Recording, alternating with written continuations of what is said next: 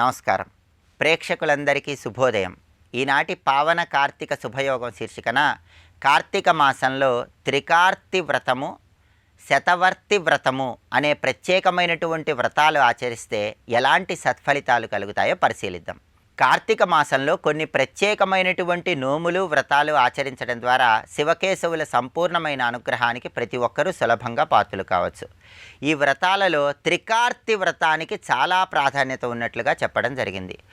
నృసింహ పురాణంలో స్వయంగా పరమేశ్వరుడు పార్వతీదేవికి ఈ త్రికార్తి వ్రతం గొప్పతనం గురించి వివరించాడు.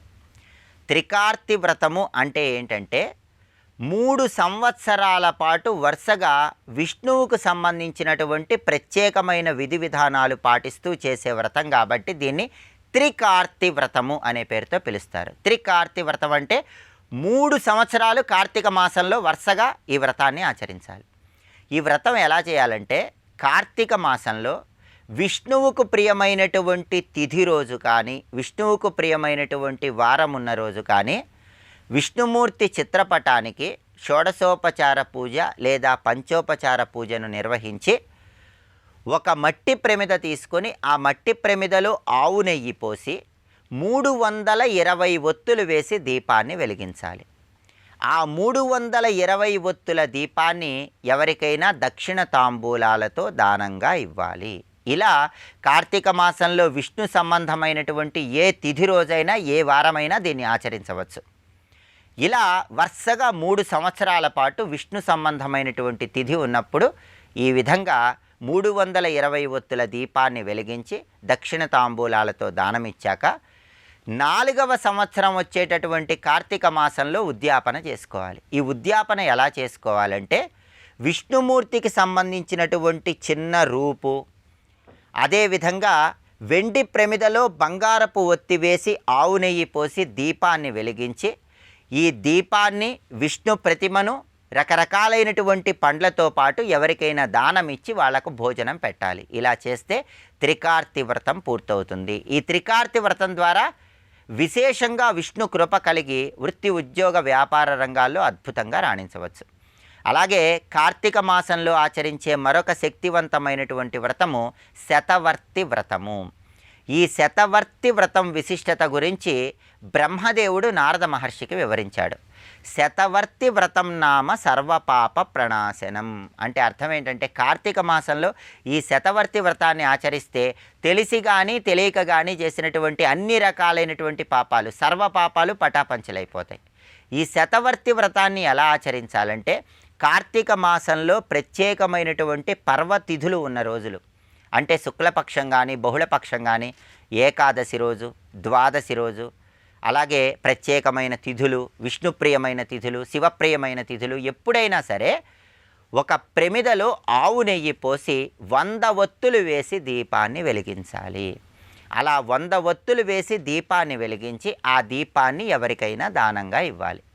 అలా దానం ఇచ్చిన తర్వాత వాళ్లకు భోజనం పెట్టాలి. ఇలా కార్తీక మాసంలో ఏదైనా ఒక శివప్రియమైన, విష్ణుప్రియమైనటువంటి తిథి రోజు ఈ 100 ఒత్తుల దీపాన్ని వెలిగించి దానం ఇవ్వాలి. ఇలా కార్తీక మాసంలో ప్రతి సంవత్సరము కూడా కొన్ని సంవత్సరాల పాటు ఆచరించిన తర్వాత ఉద్యాపన చేసుకోవాలి. ఉద్యాపన చేసుకునే సమయంలో ఒక చిన్న వెండి ప్రమిదలో బంగారపు ఒత్తి వేసి ఆవు నెయ్యి పోసి ఆ దీపాన్ని ఎవరికైనా దానమిచ్చి భోజనం పెట్టాలి. దీన్నే శతవర్తి వ్రతం అనే పేరుతో పిలుస్తారు. దీనివల్ల తెలిసి కానీ తెలియక కానీ చేసినటువంటి అన్ని పాపాల నుంచి సులభంగా బయటపడవచ్చు.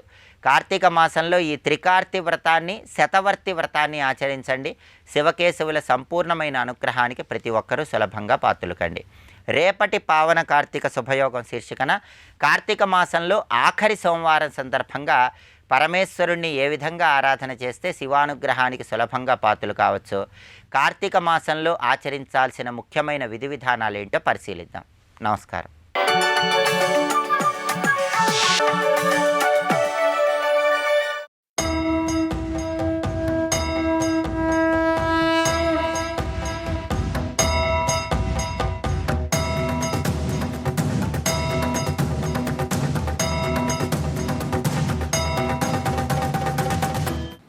విష్ణువుగా ఉండి ధర్మసేతువును కాపాడే స్థితికారకుడైన శివునికి నమస్కారము అంటున్నాడు. అంటే తన స్వరూపమైన శివుడు స్పష్టంగా చెప్తున్నది. అంతేకాదు బ్రహ్మాది దేవతలుగా ఉంటూ బ్రహ్మాజ్యం సేయోభిమాని గుణాత్మ శబ్దాద్యంగైస్తం పరేశం నమామి. బ్రహ్మాది దేవతలు ఎవరికి అంశలో, శబ్దబ్రహ్మము మొదలైన ఎవరికి అవయవములో అటువంటి పరమేశ్వరుడికి నమస్కారం. యస్యాజ్ఞయా వాయవో వాంతి లోకే జ్వలత్యగ్ని సవితాయాతి తప్యన్ శీతాంశుఖే తారకైస్సగ్రహైశ్చ ప్రవర్తతే తం పరేశం ప్రపజ్యే. ఎవరి ఆజ్ఞ చేత వాయువు వీస్తున్నదో, ఎవరి చేత అగ్ని జ్వలిస్తున్నదో, ఎవరి ఆన చేత సూర్యుడు ప్రకాశిస్తున్నాడో, ఎవరి యొక్క ఆజ్ఞను అనుసరించి చంద్రుడు, తారకలు, గ్రహములు కూడా ప్రవర్తిస్తున్నాయో అటువంటి పరమేశ్వరునికి నమస్కారము. భీషాస్మాద్వాతప్పవతే భీషోదేతి సూర్యాన్ ఉపనిషద్వాక్యములుతో కూడినటువంటి స్థుతి ఇది. యస్యాస్వాత్ సర్వధాత్రీ ధరిత్రీ దేవో వర్షత్యంబుకాల ప్రమాత్మ మేరుర్మధ్యే భవనానంచ భర్త తమీశానం విశ్వరూపం నమామి. తమీశానం జగతస్థత్తుషచ్చ ఇత్యాది మంత్రములు కూడా ఇందులో కలిపి ఉన్నాయి. ఇక్కడ ఎవరి ఆదేశం చేత భూమి సర్వమును భరిస్తూ ఉన్నదో, ఎవరి ఆదేశం చేత మేఘుడు వర్షిస్తూ ఉన్నాడో, ఎవరు కాలాన్ని కొలిచేవాడు, కాలానికి అతీతుడు, ఎవరిని కాలం కొలవలేదో అటువంటి వాడు, ఎవరి ఆనచేత సుమేరు పర్వతం భూమికి ఆధారమై ఉన్నదో అట్టి విశ్వరూపుడైన పరమేశ్వరుడికి నమస్కారము అంటూ తత్వగర్భిత శివస్తుతి చేశాడు. ఇది కల్కిస్తవం శ్రుత్వా శివ సర్వాత్మదర్శన సాక్షాత్ ప్రాహసన్నీశం పార్వతీ సహిత అగ్రత. కల్కి చేసిన స్తోత్రానికి పార్వతీ సమేతుడి శివుడు అక్కడ ప్రత్యక్షమై ఒక నవ్వు నవ్వి చేతులతో తనివి తీరా కల్కి నిమిరెట్టాడు. కల్కే సంస్పృశ్య హస్తేన సమస్తావయవం ముదా. ఎంత ప్రేమో ఆయనకి! అలా ప్రేమగా నిమిరి తమాహ వరయ ప్రేష్ఠ వరం యత్తేభికాంక్షిత, నీకు ఏది కావాలో అది కోరుకో. ఎందుకంటే నువ్వు చేసిన స్తోత్రం ఉందే అది చాలా గొప్పగా ఉన్నది. త్వయాకృతమిదం స్తోత్రం ఏ పఠంతి జనాభువి తేషాం సర్వార్థ సిద్ధి స్యాత్ ఇహలోకే పరత్రచ. నువ్వు చేసిన స్తోత్రం చదివిన వారికి ఇహలోకంలో పరలోకంలో కూడా సిద్ధి లభిస్తుంది. అంతేకాదు విద్యార్థి చాప్నుయాత్ విద్యాం ధర్మార్థి ధర్మమాప్నుయాత్ కామానవాప్నుయాత్ కామి పఠనాత్ శ్రవణాదిహ. ఇప్పుడు ఎందుకు చదువుకున్నాం అర్థమైంది కదా. శ్రవణం చేసినా కూడా అభీష్ట సిద్ధి కలిగించగలదు. అందుకే పురాణ శ్రవణం అంత గొప్పదండి. కొన్ని వింటాం, అప్పుడు గుర్తుంచుకుంటాం, తర్వాత మర్చిపోతాం. అయినప్పటికీ కూడా విన్న వాక్యముల యొక్క ప్రభావం జీవుడి మీద ఉంటుంది, సంస్కరిస్తుంది. అది తెలుసుకుని శ్రద్ధగా వినాలి. ఎలాగో చెప్పారు కనుక మర్చిపోయే ప్రయత్నం మాత్రం చేయకండి. ఇవి స్ఫురణలో పెట్టుకునే ప్రయత్నం చేయాలి అని చెప్పి, ఇప్పుడు నీకు నేను వరములు ఇస్తున్నాను కోరుకో అని చెప్పి ఆయన ఇచ్చేస్తున్నాడు. ఏం కావాలో ఇదిగో నీకు ముందుకు అశ్వాన్ని ఇస్తున్నాను తీసుకున్నాడు. ఈ అశ్వం శివుడిచ్చాడు. ఈ అశ్వము త్వం గారుడమిదంచాశ్వం కామగం బహురూపిడం. ఇప్పుడు ఇస్తున్నటువంటిది గారుడము అనే అశ్వం. దీని భాగవతంలో దేవదత్తం అన్నారు. ఇక్కడ దేవదత్తం అనే మాటే దేవత చేత ఇవ్వబడింది. అంతేకాదు దేవదత్తం అని పేరు పెట్టిన గారుడమని ఎందుకు చెప్పారంటే, నారాయణుడి వాహనం గరుత్మంతుడు, ఆ గరుత్మంతుడి స్వరూపమే అశ్వముగా వచ్చింది. అది ఇందులో రహస్యం. అంటే గారుడం అంటే గరుడ సంబంధి అని అర్థం. ఇక్కడ ఆ గరుడ తేజస్సు ఈ విధంగా వచ్చింది. అందుకే ఇది గుర్రం కదా, ఎలా వెళుతుంది? విశ్వనాథ్ వారు ఒక మాట అంటారు, నువ్వు ఎప్పుడో కల్కిగా వస్తావట గుర్రం మీద వేసుకుని, కత్తి పట్టుకొస్తావట. అప్పుడు ఆ యుద్ధాలు చల్లవయ్యా. ఆ సమయంలో ఏమిటో అలా అనుకున్నావు, కానీ ఇప్పుడు రకరకాల యుద్ధాలు వస్తున్నాయి. గుర్రాల మీద వచ్చి కత్తులతో పెట్టి కొట్టేటంత లేదు. ఎక్కడి నుంచో మీట నొక్కితే అక్కడే పోయేటటువంటిది. అలాంటి వచ్చేటప్పుడు గుర్రం మీద వస్తామంటే ఏమిటంటే, ఆ గుర్రానికి ఆ శక్తి ఉందని ఎలాగైనా మారగలిగే శక్తి. అది ఇక్కడ తెలుసుకోవాల్సింది. అయితే ఒక్కటి తెలుసుకోవాల్సింది, ఇప్పుడున్నట్టే తర్వాత కాలం ఉండదు. చాలా మార్పులు వస్తాయి, తెలుసుకోండి. ఇక్కడ మనం ఇప్పుడు చూస్తున్న ఆహా ఓహో అనుకున్న సాంకేతిక పరిజ్ఞానం కూడా పరస్పర వైషమ్యంతో ఒకరినొకడు కబళించడానికి సిద్ధంగా అన్ని రకాల ఆయుధ సామగ్రులు సిద్ధం చేసుకుని దేశాలన్నీ మోహరించి ఉన్నాయి. ఇలాగే కలకాలం కొనసాగుతుందని చెప్పలేం. ఒక్కసారి వాళ్ళు విజృంభిస్తే వీళ్ళు తయారు చేసుకున్న సాంకేతిక నాగరికత వీళ్ళే ధ్వంసం చేస్తారు. అప్పుడు ఏమాత్రం మిగలదు, తెలుసుకోండి. అలాంటి పరిస్థితి ఒకటి ఏర్పడుతుంది. తర్వాత మళ్ళీ ఎటుపోతామో తెలియదు, మళ్ళీ ఏవో మార్పులు వస్తాయి. ఇలాంటి మార్పులు ప్రథమ పాదంలోనే వస్తాయి, ఇంకా వస్తాయి. చెప్తున్నది కలియుగ అంతంలో. అప్పటి పరిస్థితులను అనుసరించి కథను చూడాలి. అప్పుడు పేర్లు మారుతాయి, అంటే మార్పులు వస్తాయి. వీటికి సిద్ధమై ఉండాలి. మిగిలేది సనాతన ధర్మం ఒక్కటే, తెలుసుకోండి. వస్తూ ఉంటే పోతూ ఉంటాయి రకరకాలుగా, రకరకాల పేర్లతో. ఇప్పుడు ఒక పేరు, మరొక పేరు. వాళ్ళ దౌర్జన్యం, దాష్టీకు ఎంతకాలం? కొంతకాలమే. ఎందుకంటే సనాతనం అంటే శాశ్వతం. శాశ్వతం అనడంలోనే అది ఎప్పుడు ఉంటుందని తెలుస్తున్నది. సనాతన ధర్మం అంటే శాశ్వత ధర్మం, అది ఎప్పుడు ఉంటుందని ఇక్కడ తెలుసుకోవాల్సినది. అయితే క్షీణించినట్టు కనబడుతుంది, కానీ బీజప్రాయంగా భద్రపరచబడి ఉంటుంది. దాన్ని నశింపజేసే కలియుగ శక్తులు రకరకాల పేర్లతో రావచ్చు. ఇప్పుడు ఒక పేర్లు, గతకాలంలో మరొక పేర్లు. త్వం గారుడ విదంచాస్వం కామగం బహురూపిణం.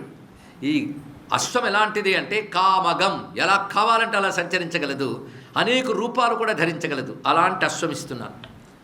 పైగా గారుడం అంటే సాక్షాత్ గరుత్మంత్రి స్వరూపం ఇది అని చెప్తూ, సుఖమేనంచ సర్వజ్ఞం మయాదత్తం గృహాణ భోగం. మరొకటి నువ్వు చిలుకనిస్తున్నాను. ఈ చిలుక సందేశాన్ని తీసుకెళ్తూ ఉంటాడు, ఒక దూతలానికి సహకరిస్తాడు. ఇది ఈ చిలుక గురించి ముందు పరశురాముడే చెప్పాడు. అది వేదమయం అన్నారు. ఇక్కడ వేదస్వరూపమైన చిలుక. చిలుక అంటే ఏమిటండి? పలుకులే. చిలుక పలుకులు అంటాం కదా. లబ్ధ్వా వేదమయం సుఖం అనే మాట ముందే చెప్పాడు పరశురాముడు. కానీ వేదమయం సుఖం, ఆ సుఖం అది. ఇది అర్థం చేసుకోండి. శ్యామలాదేవి చేతిలో చిలుక మనకు అర్థమవుతుంది. అది వేదమయమైన సుఖం. ఆ పలుకులన్నీ వేదములే, కానీ వేదస్వరూపమైన ఒక సుఖం ఇది. దీనికి పేరుంది, సర్వజ్ఞం. సర్వజ్ఞుడు అని పేరు ఈ చిలుక్కుంది. ఎందుకంటే వేదమే సర్వజ్ఞాన స్వరూపం కనుక ఆ పేరు కూడా సరిపోయింది. కానీ సర్వజ్ఞం మయా దత్తం గృహాణభో, తీసుకోవయ్యా. పైగా సర్వశస్త్రాస్త్ర విద్వాంసం సర్వ వేదార్థపారగం జయనం సర్వభూతానాం త్వాం వదిష్యంతి మానవాహ. నువ్వు సర్వశాస్త్రములు తెలిసిన వాడివని, సర్వశస్త్ర అస్త్ర విద్వాంసుడివని, అదేవిధంగా సర్వభూతములు జయిస్తావని సత్కీర్తిని పొందుతావు అని చెప్తూ మరొక ప్రత్యేకమైన ఆయుధం ఇచ్చాడు. ఈ అవతారం చాలా ముఖ్యమది. నారాయణాయ కృష్ణాయ గోవిందాయ నమో నమః.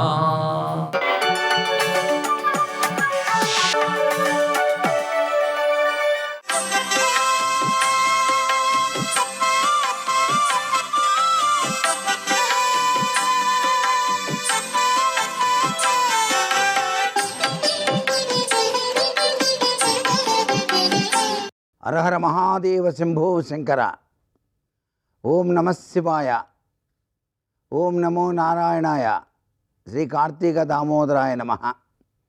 ఆశుతోషుడు అభయంకరుడైనటువంటి పరమేశ్వరునికి, నిరజాక్షుడు అఖిలాండకోటి బ్రహ్మాండ నాయకుడైనటువంటి మహావిష్ణువుకి ప్రీతికరమైన కార్తీక మాసంలో జన్మజన్మాంతరాల పాపాలన్నింటినీ కూడాను తొలగింపజేసుకునేటువంటి ఈ యొక్క శుభమాసంలో ఆదివారం నాడు సౌభాగ్యం, అలాగే అష్ట ఐశ్వర్యాలు లభించడానికి శివాలయంలో పార్వతీ పరమేశ్వరుల యొక్క చిత్రపటాన్ని ఉంచండి. ఖర్జూర పండు, వేరుశనగ గింజలు, బఠానీలు, కుడుములు నైవేద్యంగా సమర్పించి వాటిని తాంబూలాలలో ఉంచి ముత్తైదువులందరికీ కూడా వాయినంగా ఇచ్చినట్లయితే అద్వితీయమైనటువంటి అష్టైశ్వర్యాలు కలిగింపజేస్తారు హరిహరులు అని చెప్పేసి శాస్త్రం. ఆదివారం నాడు ఈ విధానాన్ని పాటించడం వల్ల అష్టైశ్వర్య సిద్ధి కలిగి తీరుతుంది. అలాగే శివలింగం మీద తుమ్మి పువ్వు ఉంచి ద్రాక్ష పండ్ల రసంతో గనక ఈ ఆదివారం నాడు అభిషేకం గనక చేసినట్లయితే మీరు నిర్వహించేటువంటి సమస్త పనులు కూడాను నిర్విఘ్నంగా నెరవేరడానికి ఆస్కారం అత్యధికంగా ఉంటుంది సుమా. శివలింగం మీద గులాబీ పూలను ఉంచి ఓం మహాదేవాయ నమః అని మనస్ఫూర్తిగా ఈ ఆదివారం నాడు గనక మీరు ధ్యానించినట్లయితే మీ యొక్క అభీష్టములన్నీ కూడాను సిద్ధింపచేస్తాడు ఆశుతోషుడైనటువంటి పరమేశ్వరుడు. శివ శివ అనరా చింతలు తొలుగునురా. శివనామాన్ని ఎవరైతే కార్తీక మాసంలో అత్యధికంగా జపిస్తారో వారికి చింతలు అనేటువంటివి ఉండనే ఉండవు. హరినామ సంకీర్తన ఎవరైతే చేస్తారో వారికి అన్ని కోరికలు నెరవేరటంతో పాటుగా ఆ యొక్క అంతర్యామి తన దివ్యవంతమైన అనుగ్రహాన్ని ప్రసరింపజేస్తాడు. శ్రీ కార్తీక దామోదరాయ నమః.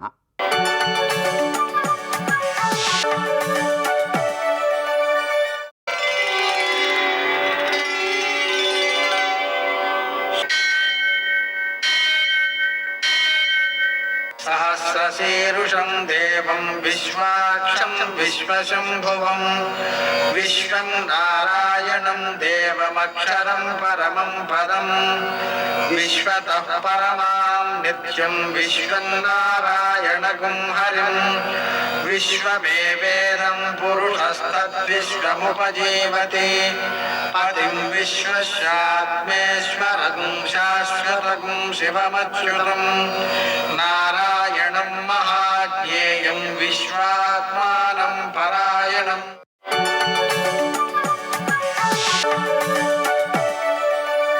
सूर्यशौर्यमथेन्दुरिन्द्रपदवी सन्मङ्गलं मङ्गलम्. యః కర్తా జగతాం భర్తా సంహర్తా మహసాం నిధి ప్రణమామి తమాదిత్యం బహిరంతస్తమోపహం. నేటి కాలమాన విశేషాలను గమనిద్దాం. స్వస్తి శ్రీ చాంద్రమాన క్రోధినామ సంవత్సరం దక్షిణాయనం శరదృతువు కార్తీక మాసం కృష్ణపక్షం ఆదివారం సూర్యోదయం 6:29 సూర్యాస్తమయం 5:36 తిథి నవమి రాత్రి 10:21 వరకు నక్షత్రం పుబ్బ రాత్రి 10:17 వరకు వర్జం తెల్లవారుజామున 6:25 ప్రారంభమై మరుసటి రోజు ఉదయం 8:13 వరకు ఉంటుంది. దుర్ముహూర్తం సాయంకాలం 4:07 నుంచి 4:52 వరకు. అమృతకాలం మధ్యాహ్నం 3:08 నుంచి 4:56 వరకు. రాహుకాలం సాయంకాలం 4:30 నుంచి 6 వరకు. అష్టకౌర్గరీత్యా శుభప్రదమైన సమయం ఉదయం 7 గంటలకి. నేటి విశేషం కార్తీక మాసం ఆదివారం. ఆదివారం సందర్భంగా మనం స్నానం చేయాలి, చన్నీటితో స్నానం చేయాలి, కార్తీక మాసానికి చేయాలి. ఆ విధంగా స్నానం చేసిన తర్వాత సూర్యోదయం తర్వాత సూర్య నమస్కారాలు మొదలైన కార్యక్రమాలను పూర్తి చేసుకుని మధ్యాహ్న కాలంలో చక్కగా సూర్యనారాయణమూర్తికి పూజ చేసుకుని పాయసం నివేదన చేసి ఏకభుక్తం చేసినటువంటి వారు మధ్యాహ్నమే తీసుకుంటారు. నక్తం చేసేటువంటి వారు ఈ ప్రసాదాన్ని సాయంకాలం భోజనంతో కలిపి తీసుకోవచ్చు. విశేషించి నక్తవ్రతం చేసేటువంటి ప్రతివారు కూడా సూర్యాస్తమయం తర్వాత నక్షత్రోదయం వరకు వేచి ఉండాలి. అది కాక సూర్యాస్తమయం నుంచి 1:12 ప్రదోషకాలం కాబట్టి ఆ ప్రదోషకాలంలో ఆహారాధికాన్ని స్వీకరించకుండా శివారాధన చేసుకుని ఆ తర్వాతే ప్రసాదం తీసుకోవడం మంచి ఫలితాలను ఇస్తుంది. కార్తీక మాసం అంతా ఇదే నియమం వర్తిస్తుంది. నేటి ఆణిముత్యాలు.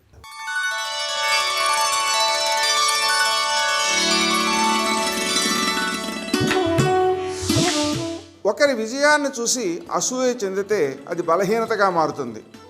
ఒకరి విజయాన్ని చూసి ప్రేరణ పొందితే అది ఆత్మవిశ్వాసాన్ని పెంపొందిస్తుంది.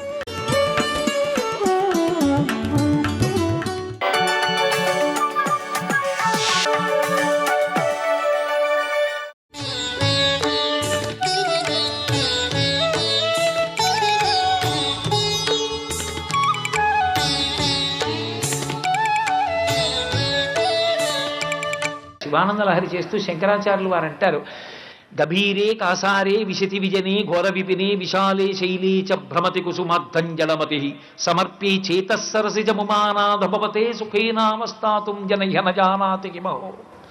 నువ్వు నీ మనసన్న పద్మాన్ని అక్కడ పెడితే పరమేశ్వరుడు నీ వెంట పడతాడు. అదొక్కటి లేనప్పుడు ఎన్ని పద్మాలు తీసుకొచ్చి ప్రయోజనం ఏమిటి?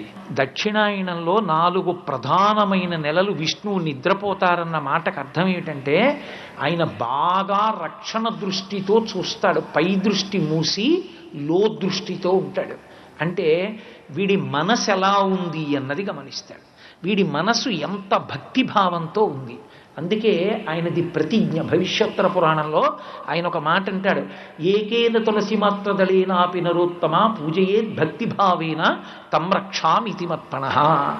ఆ శ్రీమన్నారాయణుడి పాదముల యందు విశేషమైన భక్తితో మహానుభావుడు నాకు తల్లి, నాకు తండ్రి, నీపాద తులసిదళము రోగముల కౌషధము బ్రహ్మరుద్ర విదుత భూషణ వికాస శ్రీధర్మపుర నివాస దుష్ట సంహార నరసింహ దురిత దూర అంటాడు నరసింహశతకర్త. ఆయన పాదముల మీద ఒక్క తులసి దళాన్ని ప్రేమతో ఎవడు సమర్పిస్తాడో వాణ్ణి నేను నా 4 చేతుల మధ్య పొదివి పట్టి కాపాడుకుంటాను, వాడు నా కొరకు రక్షింపవలయువాడు అన్నాడు వామనమూర్తి ఘట్టంలో. అటువంటి భక్తుడు పాడైపోతే అసలు నేనున్నానని నమ్మకం ఉండదు లోకానికి. వాణ్ణి రక్షించడం వాడి కోసం కాదు, నా కోసం. నేనున్నానని నమ్మాలంటే వాణ్ణి నేను కాపాడుకోవాలి, అందుకు కాపాడుకుంటున్నాను. వాడి కోసం నేను కాపాడని అనుకుంటున్నారేమో, కాదు. అంత నా ఎందు భక్తి ఉన్నవాణ్ణి నేనున్నానన్న నమ్మకం కోసం కాపాడుకుంటాను, లేకపోతే ఉన్న ఉనికి ప్రశ్నార్థకమవుతుందన్నాడు ఆయన. ఆ భక్తిని ఆయన గమనిస్తుంటాడు. ఎందుకని ఇదంతా ఉపాసనా కాలం. ఈ ఉపాసనా కాలాన్నంతటినీ ఆషాఢం దగ్గర నుంచి కార్తీకం వరకు సన్యాసులు కూడా చాతుర్మాస్యం చేస్తారు. ఆ లోపలి భక్తిని ఆయన గమనిస్తుంటాడు. ఆయన ఎక్కడుంటాడు? ఇక్కడే ఉంటాడు. ఇక్కడే ఉండి తెలుసుకుంటూ ఉంటాడు. ఎవరు ఆ భక్తితో నిలబడగలిగినటువంటి స్థితిలో ఉన్నాడో వాడికి ఆయన వశవర్తి అవుతాడు.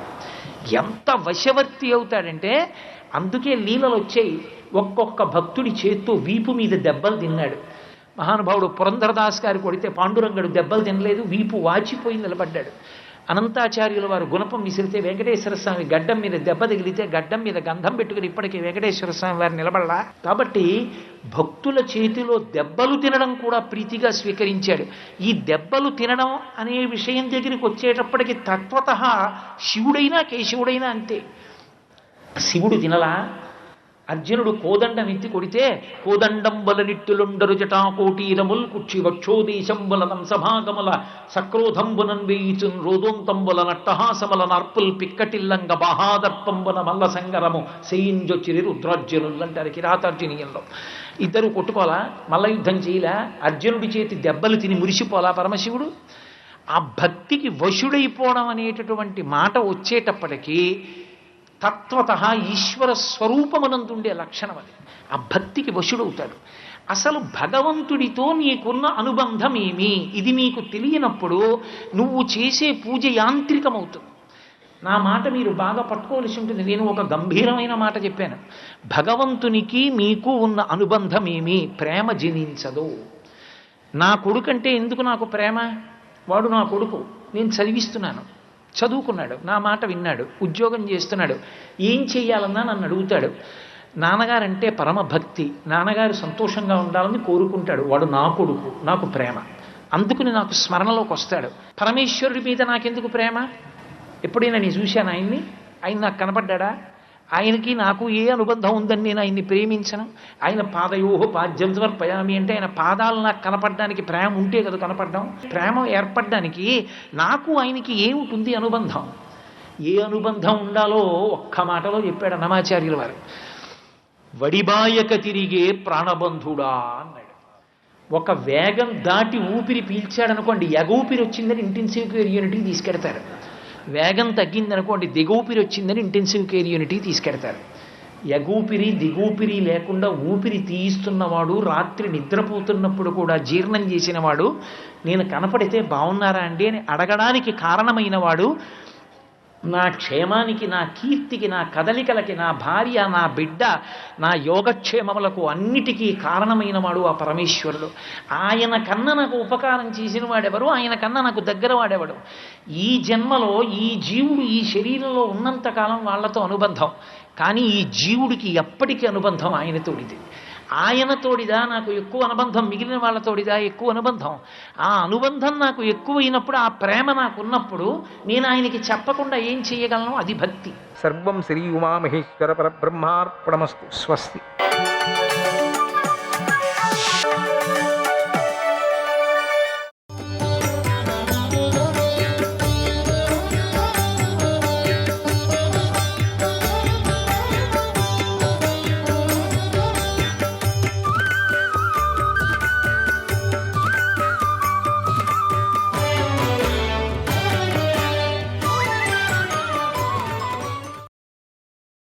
యాజ్ఞవల్క మహర్షి చెప్పాడు, ఓ జనక, నువ్వు అవ్యక్తంలో ఉన్న పరబ్రహ్మ విషయం అడిగావు కదా, దాన్ని చెబుతున్నాను విను.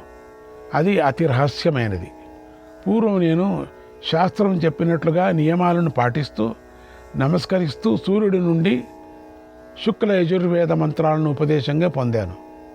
ఆ కథను చెప్తాను విను. నేను గొప్ప తపస్సుతో సూర్యుడిని ఆరాధించాను. అప్పుడు ఆయన ప్రసన్నుడై ఇలా అన్నాడు, ఓ మహర్షి, ఓ బ్రహ్మర్షి, నీకు కావలసిన వరం కోరుకో. అది ఎంత దుర్లభమైనదైనా సరే నేను నీకు ఇస్తాను, కోరుకో అన్నాడు. అప్పుడు నేను శిరస్సు వంచి ఆ దేవుడికి నమస్కరించి ఇలా కోరాను, ఓ దేవా, ఇంతకుముందు ఎవరూ చదవని యజుర్వేద మంత్రజ్ఞానాన్ని నాకు ప్రసాదించు అని కోరాను. అప్పుడు సూర్యుడు ఇలా అన్నాడు, ఓ యాజ్ఞవల్క్య, నేను నీకు యజుర్వేదాన్ని అనుగ్రహిస్తాను. సరస్వతీదేవి వాగ్మయ రూపంలో నీ శరీరంలోకి ప్రవేశిస్తుంది. నోరు తెరు అన్నాడు. నేను నోరు తెరిచాను. వెంటనే సరస్వతీదేవి నా నోట్లోకి ప్రవేశించింది. ఆ తల్లి ప్రవేశించడంతోనే నాకు తీవ్రమైన శరీర తాపం కలిగింది. నేను దాన్ని తట్టుకోలేకపోయాను. వెంటనే నీటిలో మునిగాను. సూర్యదేవుడి గొప్పతనం నాకు తెలియడం లేదు. అందుచేత నేను ఎంతో బాధపడ్డాను. అప్పుడు బాధపడుతున్న నన్ను చూసి సూర్యుడు ఇలా అన్నాడు, నాయనా, ఒక ముహూర్త కాలం ఈ తాపాన్ని తట్టుకో, తర్వాత నువ్వు చల్లబడిపోతావన్నాడు. తర్వాత సూర్యుడు నాతో మళ్ళీ ఇలా అన్నాడు, ఓ విప్ర, వేదం కిల భాగం ఉపనిషత్తులలో కూడి ఉంది. అదంతా నీలో ప్రతిష్ఠితం అవుతుంది. నువ్వు శతపథ బ్రాహ్మణాన్ని కూడా సంపూర్ణంగా సంపాదిస్తావు. తర్వాత నీ మనస్సు మోక్షం మీద లగ్నమవుతుంది. యోగులు, సాంఖ్యావేత్తలు పొందాలి అనుకున్నటువంటి ఇష్టమైన పదవిని నువ్వు పొందుతావన్నాడు సూర్యుడు. నేను మాటలన్నీ శ్రద్ధగా విన్నాను. తర్వాత నా ఆశ్రమానికి వచ్చి సరస్వతీదేవిని ధ్యానించాను. అప్పుడు అచ్చుల హల్లులతో అలంకరించబడిన సరస్వతీదేవి ఓంకారాన్ని ముందుంచుకొని నా ఎదుట ప్రత్యక్షమైంది. అప్పుడు నేను సరస్వతీదేవికి, సూర్యదేవుడికి అర్ఘ్యప్రదానం చేసి వారినే ధ్యానిస్తూ కూర్చున్నాను. ఆ తర్వాత సంతోషంతో సమస్త శతపథ బ్రాహ్మణాన్ని గ్రహించాను.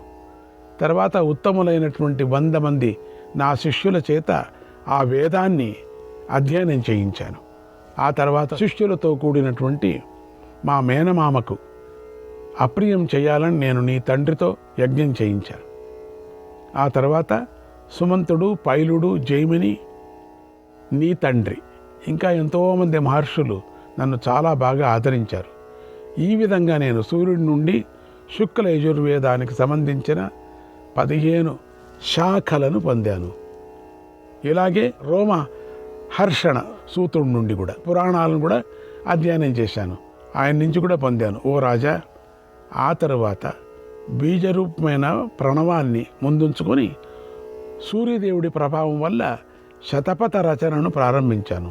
ఈ అపూర్వమైనటువంటి గ్రంథాన్ని సంపూర్ణం చేశాను. తర్వాత నాకెంతో ఇష్టమైన మోక్ష మార్గాన్ని సంపాదించుకున్నాను. అనంతరం శిష్యులచే ఆ సమస్త గ్రంథాన్ని కూడా అధ్యయనం చేయించాను. తర్వాత వారిని వారింటికి వెళ్ళమని అనుమతించాను. పవిత్రులైన వారందరూ ఎంతో సంతోషంతో తమ ఇళ్లకు వెళ్ళారు. సూర్యదేవుడి వల్ల ఉపదేశంతో శుక్ల యజుర్వేద విద్యలోని ఈ 15 శాఖల జ్ఞానాన్ని పొందాను. నా ఇష్టానుసారం తత్వాన్ని చింతించాను. ఒకనాడు వేదాంత పండితుడైనటువంటి విశ్వావసు అనేటువంటి గంధర్వుడు నా వద్దకు వచ్చి ఇలా అన్నాడు, ఈ లోకంలో విప్రులకు ఏది మేలు చేస్తుంది? సత్యం సర్వోత్తమంగా తెలుసుకోవలసింది ఏమిటి అని నన్ను ప్రశ్నించాడు. తర్వాత ఆయన వేదానికి సంబంధించిన 24 ప్రశ్నలు అడిగాడు. ఆనీక్షకి వేదాంత విద్యకు సంబంధించిన 25వ ప్రశ్న వేశాడు. వాటి గురించి చెబుతున్నాను విను. అంటే విశ్వం అంటే ఏమిటి? అవిశ్వం అంటే ఏమిటి? విశ్వం, అవిశ్వం. అశ్వ అంటే ఏమిటి? అశ్వ అంటే ఏమిటి? మిత్రుడంటే ఎవరు? వరుణుడు అంటే ఎవరు? జ్ఞానం అంటే ఏమిటి? జ్ఞేయం అంటే ఏమిటి? జాత అంటే ఎవరు? అజ్ఞుడు అంటే ఎవరు? క అంటే ఎవరు? తపస్వి ఎవరు? అతపస్వి ఎవరు? సూర్యుడు ఎవరు? అతిసూర్యుడు ఎవరు? విద్య అంటే ఏమిటి? అవిద్య అంటే ఏమిటి? వేద్యం అంటే ఏమిటి? అవేద్యం అంటే ఏమిటి? చలం ఏమిటి? అచలం ఏమిటి? అపూర్వం అంటే ఏమిటి?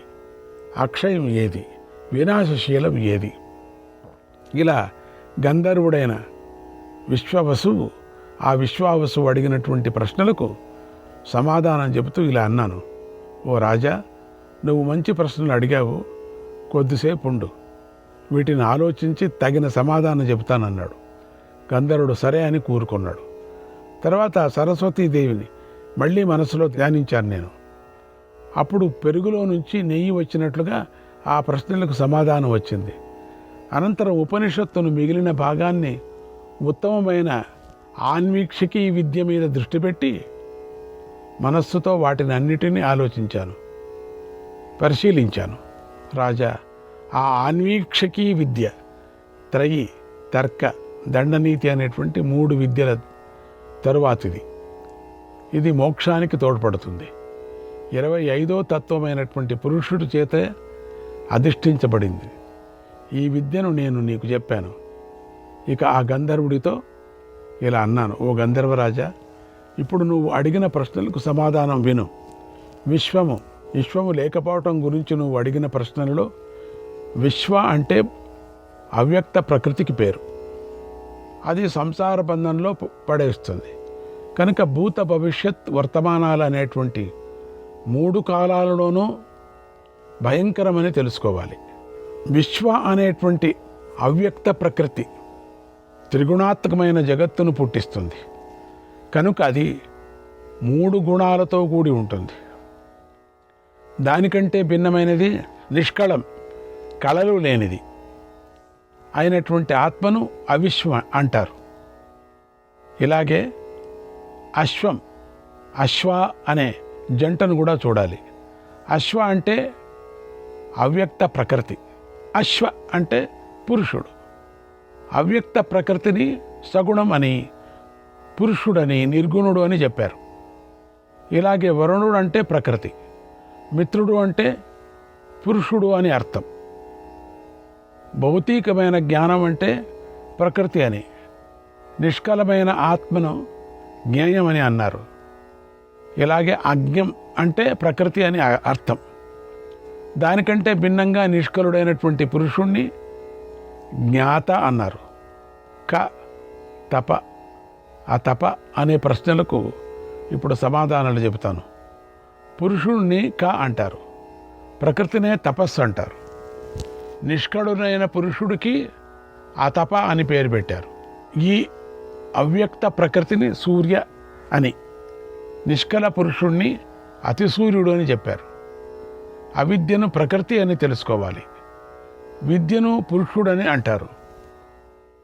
అవేద్యం అంటే అవ్యక్త ప్రకృతి యొక్క పేరు. వేద్యుడు అంటే పురుషుడు అని చెబుతారు. ఇక చలం అంటే ఏమిటి, అచలం అంటే ఏమిటి అనే ప్రశ్నించావు కదా, వాటికి గల సమాధానాన్ని విను. సృష్టి ప్రళయాలకు కారణమైన ప్రకృతిని చలమని చెప్పారు.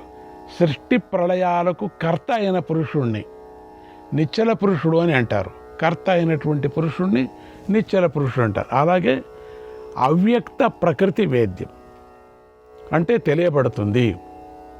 పురుషుడు అవేద్యుడు అంటే తెలుసుకోవటానికి వీలు కానివాడు. ఈ ప్రకృతి పురుషులు ఇరువురు అజ్ఞులు, నిశ్చయులు, అక్షయులు, జన్మరహితులు, నిత్యులు అని అధ్యాత్మతత్వంలో జ్ఞానం గల విద్వాంసులు చెబుతారు. జనించేది అయినా క్షయం లేనివాడు కావటం వల్ల ఇక్కడ పురుషుణ్ణి అజన్మ అవినాశి, అక్షయుడు అని చెప్పారు. ఆయనకి ఎప్పటికీ క్షయం కలగదని జ్ఞానులు చెప్పారు. గుణాలకు క్షయం ఉండటం వల్ల ప్రకృతిని క్షయశీలం అన్నారు. దీనికి ప్రేరకుడు కావటం చేత పురుషుణ్ణి అక్షయుడని చెప్పారు. గంధర్వరాజా, ఇది 4వదైన అన్వీక్షికీ విద్య. ఇది మోక్షాన్ని ప్రసాదిస్తుంది. దీని గురించి నీకు చెప్పాను.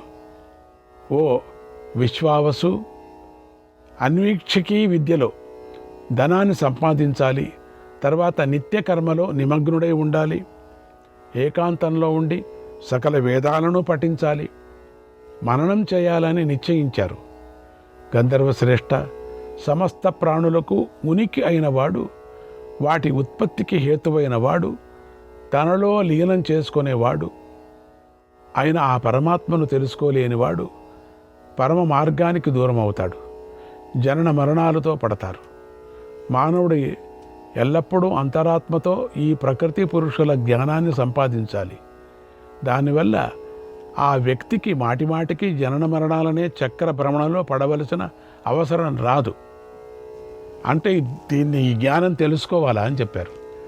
కేవలం తపస్సు అది చేసుకుంటే కాదు, జ్ఞానం తెలుసుకోవాల్సిందే. కేవలం భక్తితో ముక్తిని పొందొచ్చు. ఏది మళ్ళీ వాపసు రావాల. నీ వాపసు రాకోకుండా ఉండని నిజమైనటువంటి మోక్ష మార్గము, ముక్తి మార్గం అంటే అది వెళ్ళాలంటే ఈ జ్ఞానం తెలుసుకోవాలి. జ్ఞానం లేనివాడికి ముక్తినే దొరకదని చెప్పుకున్నారు. అయితే మిగతా వాళ్ళంతా ఏంటి, భక్తి మార్గంలో ఉండేవాళ్ళు, వాళ్ళకి దొరుకుతుంది. స్వర్గాది లోకాలు దొరుకుతాయి అంతే. ముక్తి మార్గం దొరకదు. స్వర్గాది లోకాలు పేరు మాత్రం ముక్తి అంటారు, స్వర్గము అనటానికి ముక్తి అంటారు. కాబట్టి అక్కడ నిజమైనటువంటి ముక్తి మార్గం దొరకాలంటే, జీవన్ ముక్తి మార్గం దొరకాలంటే జ్ఞానం తెలుసుకోవాలి.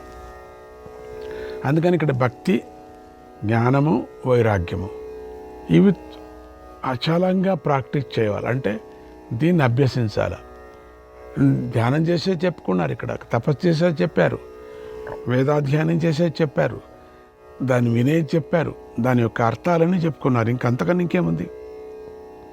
ఓ కశ్యపపుత్ర, సాధకుడు ప్రతిరోజు పరమాత్మ స్వరూపాన్ని ధ్యానిస్తూ ఉన్నప్పుడు ప్రకృతి సంసర్గం లేకుండా 26వ తత్వమైన పరమాత్మను తెలుసుకుంటాడు.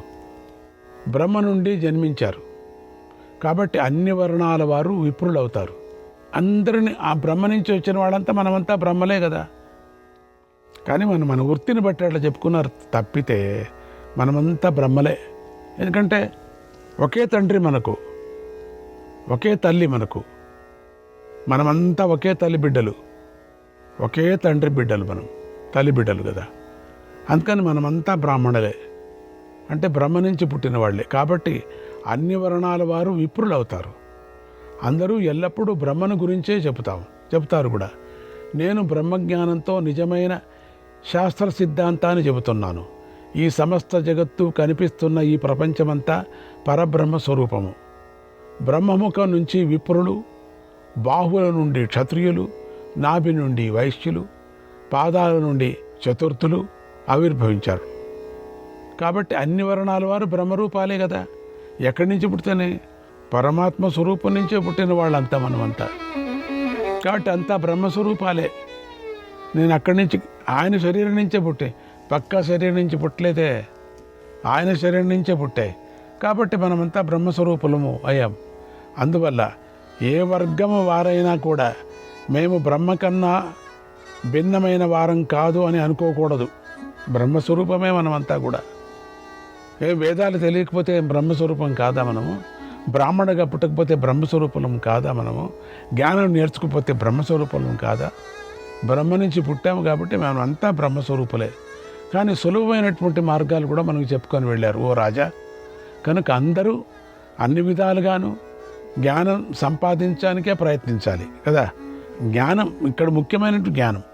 సకల వర్ణాల వారు తమ తమ ఆశ్రమాలలో ఉంటూనే, ఆశ్రమాలంటే గృహస్థాశ్రమ, యవనాశ్రమం ఇవన్నీ చెప్పాను కదా. ఇవి బాల్య అవస్థ, ఇవన్నీ అవస్థలు, ఇవంతా జ్ఞానాన్ని పొందాలి. అప్పుడే జ్ఞానం గల విప్రులకు కానీ ఇతరులకు కానీ మోక్షం కలుగుతుంది. ఓ రాజా, నీకు జ్ఞానాన్ని ఉపదేశించాను కనుక నువ్వు శోకాన్ని తొలగించుకొన్నాడు. ధర్మరాజా, ఇలా యాజ్ఞవల్కుడు ఉపదేశించగా మిథిలాధిపతి అయినటువంటి జనకుడు చాలా సంతోషించి ఆ మహర్షికి ప్రదక్షిణం చేశాడు. ఆ మహర్షి అక్కడి నుంచి వెళ్ళిపోయాడు. తర్వాత మోక్షం తెలిసిన ఆ దేవరాతపుత్రుడైనటువంటి జనకుడు అక్కడ కూర్చొని విప్రులకు 1,000,000 గోవులను దానం చేశాడు. ఒక్కొక్క విప్రుడికి దోసెళ్లతో రత్నాలను, బంగారాన్ని దానం చేశాడు. తర్వాత జనకుడు విదేహ దేశ రాజ్యాన్ని తన కుమారుడికిచ్చాడు. తాను యతి ధర్మాలను పాటిస్తూ అక్కడున్నాడు. రాజేంద్ర, ఆయన సాంఖ్యశాస్త్ర జ్ఞానాన్ని, యోగశాస్త్ర అధ్యయనాన్ని చేసి ప్రాకృత ధర్మాన్ని, అధర్మాన్ని నిరాకరిస్తూ నేను అనంతుణ్ణి అని నిశ్చయించుకున్నాడు. ధర్మాధర్మాలను, పుణ్యపాపాలను, సత్యాసత్యాలను, జన్మ మృత్యువులను, వ్యక్తాలను, బుద్ధి మొదలైన వాటిని, అవ్యక్తాన్ని అంటే ప్రకృతిని, తత్కార్యాలను అన్నిటినీ ప్రాకృతాదులుగా అంటే ప్రకృతి జన్యాలను మిథ్య అయినవానిగా తెలుసుకుంటూ ప్రకృతితో సంసర్గం లేకుండా ఉన్నాడు. శుద్ధం నిత్యమైనటువంటి సస్వరూపాన్ని చింతిస్తూ ఉన్నాడు. ఆత్మాఖేవాత్మానో హేకః, ఆత్మాఖేవాత్మనో హేకః, కోన్యస్తస్మాత్ పరో భవేత్, కోన్యస్తస్మాత్ పరో భవేత్. ఏవం మన్యస్వ సతతం, ఏవం మన్యస్వ సతతం, అన్యథా మా విచింతయ, అన్యథా మా విచింతయ. ఆ పరమాత్మ ఒక్కడే ఆత్మీయుడు. ఆయనను మించి ఆత్మీయం ఆయన వస్తువు మరొకటి ఏమేమి ఉంటుంది చెప్పండి? ఏమీ లేదు. నువ్వు ఎల్లప్పుడూ ఇలాగే భావించు. ఇది ఉపనిషత్తుకు సంబంధించిన జ్ఞానం. పూర్వకాలంలో యాజ్ఞవల్క్య మహర్షి జనక మహారాజునకు ఈ ఉపనిషత్తును జ్ఞానాన్ని ఉపదేశించాడు. దీనిని మననం చేయటం వల్ల మానవుడు వెనక చెప్పిన సనాతనమైనది, అవినాశనమైన, శుభకరమైనది, అమృతమైనది, శోకం లేనిదైన పరతత్వాన్ని పొందుతాడు అన్నాడు భీష్మ పితామహుడు. శ్రీకృష్ణాయ పరమాత్మనే నమః. 319వ అధ్యాయం పంచశిఖ, ఒక అద్భుతమైనటువంటి అధ్యాయం. ధర్మరాజు భీష్ముణ్ణి ఇలా అడిగాడు, పితామహ, మానవుడు మహత్తరమైన ఐశ్వర్యాన్ని, సర్వసమృద్ధమైన సంపదను, సుదీర్ఘాయస్సు ఎలా పొందుతాడు? మృత్యువుని ఎలా దాటుతాడు? అందరికీ వచ్చిన ప్రశ్ననే వేశారు ఇక్కడ. మానవుడు తపస్సుతో కానీ, సత్కర్మలను ఆచరిస్తూ కానీ, అనేక విధాలైన రసాయనాలను ఉపయోగించి కానీ, వేదశాస్త్రాలను అధ్యయనం చేసి కానీ, ఇంకా ఏవైనా ఉపాయాలను ఆచరించి కానీ జరామరణాలను ఎలా పొందకుండా ఉంటాడో చెప్పు అని అడిగాడు. రసాయనాలు ఉపయోగించి. భీష్ముడు ఇలా చెప్తున్నాడు, ఓ ధర్మరాజా, ఈ విషయంలో పండితులు యతి అయిన పంచశిఖుడికి జనకుడికి జరిగిన సంవాదాన్ని చెబుతూ ఉంటారు. ఒకప్పుడు విదేహ దేశాధిపతి అయినటువంటి జనకుడు పంచశిఖుడినే మహర్షిని ఇలా ప్రశ్నించాడు. ఆ పంచశిఖుడు అనేటువంటి మహర్షిని, మహాత్మా, ఏ ఆచారాలను, తపస్సును, బుద్ధిని, కర్మను, శాస్త్రజ్ఞానాన్ని అనుసరించి మానవుడు జరామరణాలను దాటగలడో చెప్పండి అని అడిగాడు. అప్పుడు అపరోక్ష జ్ఞానం గల పంచశిఖుడు జనకుడితో ఇలా చెప్తున్నాడు, ఎట్లా దాటగలమో చూస్తాం. ఓ రాజా, జన్మించిన వారికి ఎవరికైనా ముసలితనం, మరణం కలగకుండా ఉండవు కదా? అవును కదా. ఏ విధంగానూ అవి మార్చటానికి, అడ్డగించటానికి కూడా వీలు కానివి. ధనము మొదలైన వాటితో వాటిని నివారించడం జరగదు. ముసలితనం రాకుండా ఉండని 10 లక్షలు ఇస్తానంటే ఎవరు చేస్తారు ఆ పని? 10 లక్షలు తీసుకొని ఈరోజు నుంచి ఈ మాత్రం మింగుతూ ఉండనే అంత మింగించి వెళ్ళిపోతాడు, అంతే. 10 లక్షలు కొట్టుకొని పోతాడు. అంతేగాని ముసలితనం ఇంకా తొందరగా వచ్చేస్తుందేమో, అంతే. కానీ జ్ఞానంతో పునర్జన్మను నివారించవచ్చు. నోడి, చూసారా ఎంత బాగుందో? జ్ఞానంతో నివారించవచ్చు. ఇక జరామృత్యువులు నివారించబడతాయి అని వేరుగా చెప్పవలసిన పని లేదు జ్ఞానంతో. నేను అదే జ్ఞానం చాలా ముఖ్యమన్నాను కదా. రాత్రి పగలు ఎవరూ ఆపలేరు. ఎవరైనా ఆపుతారా? ఈ రాత్రి ఇట్లే ఉండిపోని సాధ్యం లేదు. శ్రీకృష్ణాయ పరమాత్మనే నమః.